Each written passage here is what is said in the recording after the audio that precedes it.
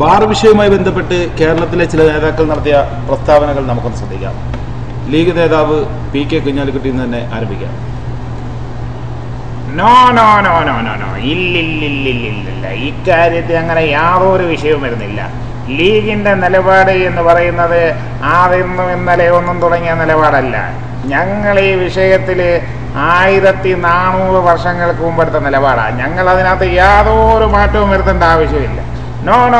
ഇല്ലില്ല, അങ്ങനെ എത്ര വലിയ ഇഷ്യൂ ഒന്നും ആക്കേണ്ട യാതൊരു വിഷയവുമില്ല. ഞങ്ങളെ നിലപാട് വളരെ വ്യക്തമല്ലേ ഞങ്ങൾ ഇക്കാര്യത്തിൽ. പിന്നെ ഞങ്ങളെ അങ്ങനെ ആരും ഉമ്മാക്കി കാണിച്ച് പേടിപ്പിക്കുകയൊന്നും വേണ്ട. ഞങ്ങളെ എവിടെയൊന്നും ഓട് പൊളിച്ചിറങ്ങി വന്ന ടീമൊന്നുമല്ല.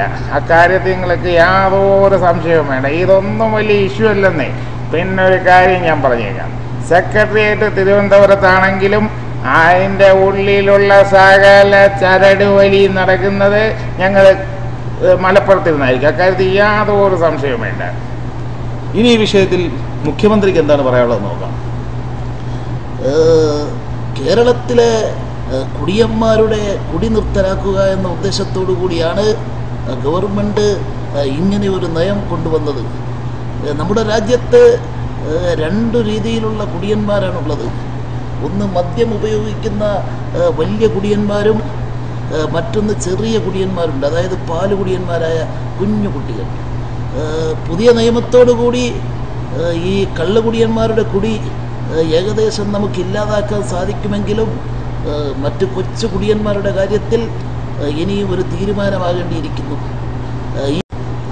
ഇനി നമുക്ക് ഈ വിഷയവുമായി ബന്ധപ്പെട്ട് KPCCയുടെ വക്താവ് ഹസൻ എന്താ പറയാനുള്ളത് നോക്കാം. ഈ ബാർ വിഷയവുമായി ബന്ധപ്പെട്ട് ഞങ്ങളുടെ നിലപാടെന്ന് പറഞ്ഞാൽ, അതായത് AICCയുടെ തീരുമാനം അനുസരിച്ചാണ് ഞങ്ങളിവിടെ അങ്ങനെ ഒരു നിലപാടെടുത്തത്. കഴിഞ്ഞ പ്രകടന പത്രികയിൽ തന്നെ ഞങ്ങൾ ഇക്കാര്യം സൂചിപ്പിച്ചിട്ടുണ്ടായിരുന്നു. അതായത് കേരളത്തിൽ സമ്പൂർണ്ണമായും മദ്യനിരോധനം നടത്തണമെന്ന് ഞങ്ങൾ KPCCയോട് നേരത്തെ തന്നെ ആവശ്യപ്പെട്ടു. പിന്നെ ഈ വിഷയത്തിൽ മുഖ്യമന്ത്രിയെയും KPCC പ്രസിഡന്റിനെയും ഒറ്റപ്പെടുത്താൻ ചില ഗൂഢശക്തികൾ ശ്രമിക്കുന്നുണ്ടോ എന്ന് ഞങ്ങൾക്കറിയാം.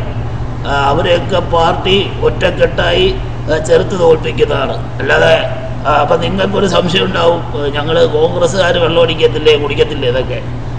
അതിനല്ലേ ഞങ്ങൾ 5 സ്റ്റാർ ബാറുകൾ മാറ്റിയിട്ടേക്കുന്നത്.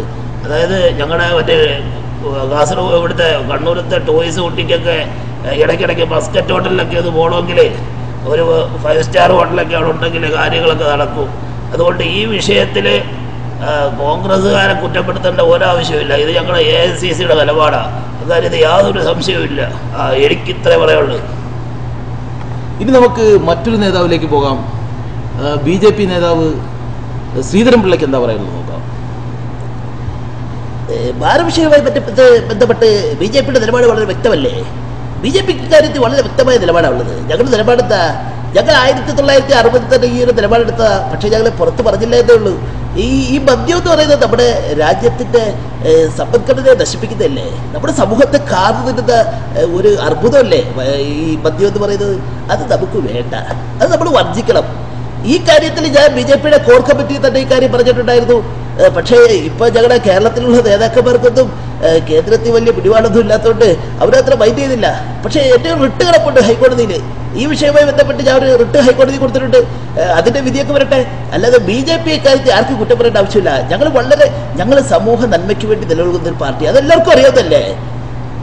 ഇനി നമുക്ക് മറ്റൊരു നേതാവിലേക്ക് പോകാം. KPCCയുടെ മറ്റൊരു വക്താവാണ് രാജ്മോഹൻ ഉണ്ണിത്താൻ. ഉണ്ണിത്താൻ എന്താണ് കാര്യം പറയാനുള്ളത്?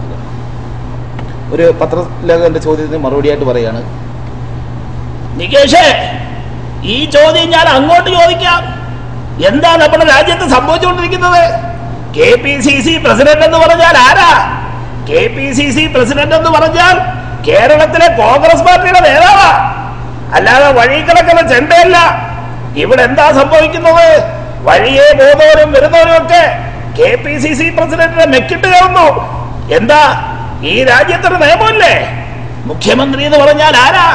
മുഖ്യമന്ത്രി എന്ന് പറയുന്നത് ഈ സംസ്ഥാനത്തെ കോൺഗ്രസിന്റെ തലമുതിർന്ന നേതാവാ. ആ മുഖ്യമന്ത്രിയെ ഇവിടെ എന്തൊക്കെയാ പറഞ്ഞത്? അതായത് ബാറിലോവിയുടെ ആളെന്നും മധ്യരാജാവെന്നൊക്കെ ഇവിടെ വിലയിരുത്തിയില്ലേ?